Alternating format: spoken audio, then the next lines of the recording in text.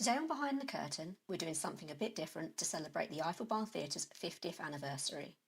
We're chatting with Eric, who will take us through the barn's unique history that goes back hundreds of years. Before we start though, Eric wants us to know that this is his personal account, so it may differ from what other people know about the barn and the surrounding area. The Ifield Barn Theatre, where we are here now, is part of the middle of the village of Ifield. And it comes about, as far as I'm aware, because there are records of a church being in existence in Ifield from about the 11th, 12th century. And those records are kept down in the Diocese of Chichester. So there are written evidence about the church here. And the Abbess of Rusper was the lady who was the patron and responsible. Well, in those days, all parishes, people who lived within the parish had to give a tithe, a tenth of their wealth to the church. Okay. And therefore, you needed something like a barn, because, of course, it wasn't money, it was goods. Might have been hay, might have been a pig. And that continued, as far as I'm aware, when Henry VIII decided to disband the Catholic Church, because he then started the Church of England, and there was a dissolution of all the monasteries and nunneries. And that time, the nunnery at Rusper got torn down. What Eric is referring to here is the Reformation, which is an incredibly important time in history, as it was when England broke away from the Catholic Church and the authority of the Pope. It affected all areas of society, including the parish of Ifield, where the Ifield Barn Theatre is today. But for now, we swiftly bypass several hundred years and move on to another important character within Ifield, Sir John Drughorn. Sir John Drughorn lived in Ifield, in the Ifield Hall, which was, and he was the lord of the manor. And How long ago was this? This is going back to the 20s, something like that. Okay. 1920 through. He died just before the start of the Second World War. Right. And being lord of the manor, he owned just about everything around here. Lots of through Ifield Wood, the golf course, Rusper Road houses, down Bonnet's Lane, everywhere. He owned lots of it. It all actually went up for sale during the Second World War. It was auctioned, the whole lot was auctioned. So he didn't have a family? I don't think so. Okay. And then the Newsons, Mr. and Mrs. Newson, came and they took over Ifield Hall and turned it into Bernardo's home. So it was a Bernardo's home for quite some time, until such times as that sort of ceased, and then Outreach Three-Way, and you got what you got there. So Sir John Drughorn was the patron of the church until he died. And after that, the patron ever since has been the Bishop of Chichester. Before we move on, I'd like to spend a little more time on Sir John Drughorn. Unfortunately, photos of him are hard to come by, but I have found an interesting document that sheds a little light on his character and personality. It is a letter he wrote to the chairman of the Ifield Committee. Now, this letter covers a few things, but a paragraph that stood out to me was how he defends Ifield Cricket Club in what seems to be a dispute of when they use Ifield Green. The passage reads, "It is true those men who wanted to play cricket are not as wealthy as the members of your committee, but many of them had paid their shilling or half-crown in hope of having a game. Their money was good enough, but they were not. Neither were they old fogies or bomb dodgers. Many of them had risked their lives for the safety of their country, but of course were not select enough to be allowed to play on a Saturday or bank holiday." It then continues, "Clique or no clique, like or dislike, remove the beam from your own eyes before you try to find mote in somebody else's, and give those who really deserve recreation after a hard week's work that pleasure on Ifield Green to which they are entitled." So we've talked about how the town, or Ifield, has changed around the Ifield Barn Theatre. What about the barn itself and its role within the community? In Victorian times, maybe a bit earlier than 1920s, the rectory farmhouse was built down behind the church, and this became the barn for the farm. And they built pigsties on the back, which are the dressing rooms. The kitchen was a grain store, and then this area where we're now was empty, and up there the brick buildings were where the cows came in and were kept and milked and what have you. So our current box office is where the cows would Yeah, have been. yeah, that's right. Okay. The where the box office is itself was the dairy part of. So if you go to the far end of the brick building, Yep. you will find in there the troughs are still there where the cows got fed, but they were taken out of this part here. Yeah. And then so you used to have cows in both ends, and in the middle is where they pasteurised the milk. And my uncle had a farm in down Langley Lane, and they had the same sort of setup, and so the milk marketing board used to come and collect the milk, but he used to deliver some milk around the village of Ifield. So I suspect they delivered some milk from here, you know. Now, we had a water problem here the other day. The stopcock is halfway down the back of the brick buildings out by the back door. And the reason the stopcock is there is that the water supply went into the dairy where they processed all the milk. Because that's where it was most needed. Yeah. So that's where you got that part of it. And so this became all part of the farm. And I can recollect I camped here with cubs in the sort of early 60s, I suppose it was, over the fields over the back, which it was still a farm here then. Yeah. Then the New Towns Commission had purchased everything, and the barn here fell into quite bad disrepair. As you see from some of the pictures here, the roof and some of the pictures that Stuart, I know, gave to you, showed that the roof was missing in places. Wow, okay. That in the middle of the ground, it was a dirt floor, and there was a pond in the middle there. And the cow sheds up there were just full of muck. And so what I can remember on several occasions here, we cleaned all the muck out, and we had dressed up dinners here, men in their dicky does and women. We used to sit down for a meal up here to raise funds to help build the place. On the other side, you have the Ifield Dramatic Society, which started in 1946, I think it was. This is just the theatre company itself. Yeah, and that was part of the Ifield Village Association. The Ifield Village Association used to put on big flower shows each year with fruit and vegetables and all the sort of things that you get in village fairs and what have you.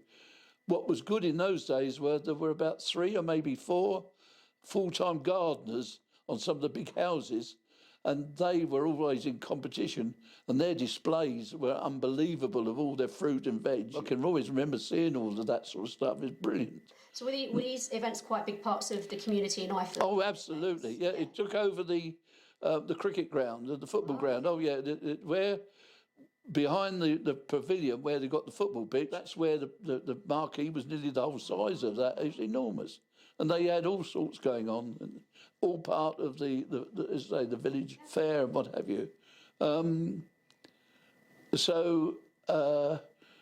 Then we got to the situation where in 1968, St Margaret's sold the church hall. Right. And the church hall is where, prior to that, since 1946, we put on 3 plays a year, roughly.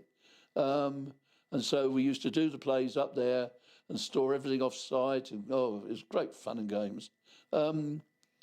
And they sold it in 1968 to the Masons. And the Masons still own and run the hall there. It was in bad condition. It needed an awful lot of work doing to it. Leaking all over the place. There was a cellar underneath the stage that was full of water. And therefore, we were without anything then. And so we then started to put on plays in school halls and did maybe 2-3 productions every year in various places. And it was at that time that a gentleman by the name of Robin Clark, who was the chairman of the Crawley New Towns Commission, approached our chairman, who was Pat Faulkner, who you're interested in. And Pat, he offered him the opportunity of taking over this site on I think it was about a 25-year lease at a ground rent of about £100 a year, something like that. Very, very small amounts. but the place was derelict, and we're going to be responsible for the complete construction of the place. Now, Pat Faulkner was a very interesting character. He was an architect attached to the British government, and he dealt with ancient monuments. He used to spend a lot of his time out in the Middle East, in Syria and Jordan and those places, repairing and restoring old ancient monuments. He was, as far as I know, he did a lot of work in restoring Dover Castle to its present state. And so he used to direct plays. He was a set designer and their chairman and what have you. And so he took it on to design what we have here. And to be fair, what we have is what he designed. Anything I think that is different to what he really wanted was that underneath this carpet, it's got a slab floor. God, was it cold. And the women outfought him, and we had a carpet put down. But he didn't like that. He didn't want a carpet here. No. It was estimated that it was going to cost £12,500 to build the place in 1968. Yeah. We soon went through that money. Funnily enough, we were in a time then of inflation like we are now. Yes. And it was roaring away. And every time we got to using all the money, we still owed about £8,500. And by the time we'd raised that and spent it, we still need another £8,500. It was just an ongoing. Well, I think we ended up, we spent 25,000, I think. Which isn't bad. No, but at that time but we were struggling because it was never happening. And so there was a gentleman who lived down in Rusborough Road, and he came and saw Pat and said that he was also very interested in what was going on here. He wanted to see the place opening, but he was going to go and live in Jersey or Guernsey, I can't remember which. And he's going to go very shortly, and it's not going to be finished. And he was disappointed about that. So he said, what will it cost to finish it off? And Pat said, I think it was about £8,250. He said, if you had £8,250, you could do it. He said, yes. And he wrote him a cheque for £8,250. And we spent that straight away. And then this place was ready early or middle of sort of 1973. And at that point, we then owed money to the builder. I think we owed him about a year's money. We'd talked the brewery into some barrage, repay scheme that we were never going to meet. and everywhere was the same. Opened it with our first show in November 1973. We then have a situation where after maybe, 2 years, we actually then turned into the black. Right. We paid the builder off. We renegotiated a sensible thing with the brewery and so forth.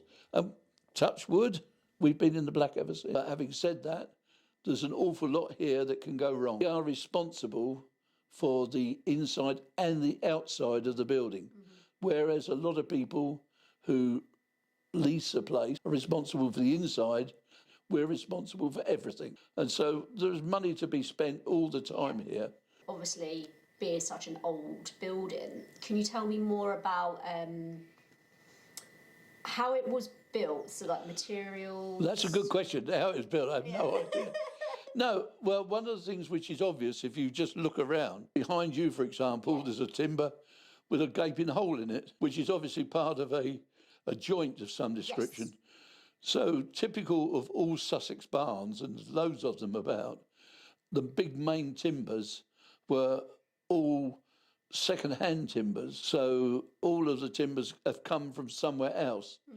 To my recollection, you've got a situation, I think, where a lot of them came out of ships that were being dismantled. Because going back to 1200, something like that, the Arran, you could get big ships up as far as Horsham. You know, it was quite sizable to get stuff up. And then obviously other bits were sort of added. One of the ambitions Pat Faulkner again had was that in the bar was to have a shutter that would open into the gallery. Oh, So there's a shutter there that opened into the gallery. Yeah. So the idea was you'd sell the interval drinks in the theatre and you could go to the outside because the door there. When we got to opening up and the fire brigade came and did their checks, and one of the things are that in a theatre, your fire regulations are greater than in a normal part of a building. Whilst the theatre was okay, that shutter was not suitable enough, and if we wanted to have it, then everything up this end had to be of the same high standard of fire safety as the theatre. Well, it's going to cost thousands. I mean, over the years, obviously, all the lighting that was put in was done, but someone has put all the lighting in by hand, all on sliders and all sorts of things, all done by hand. And then it slowly got computerised and what have you. Brian Hawkins did a tremendous amount of work, but I will say that the now technical team have taken us forward again. Yes. Without any shadow of doubt, with the things that they're, brought in. They've updated a lot of the lighting. This is where our chat with Eric ends. Like many local theatres, the Ifield Barn is always evolving, and we hope you enjoyed learning about its unique history. Keep an eye on our upcoming shows, and if you want to get involved, please do get in touch.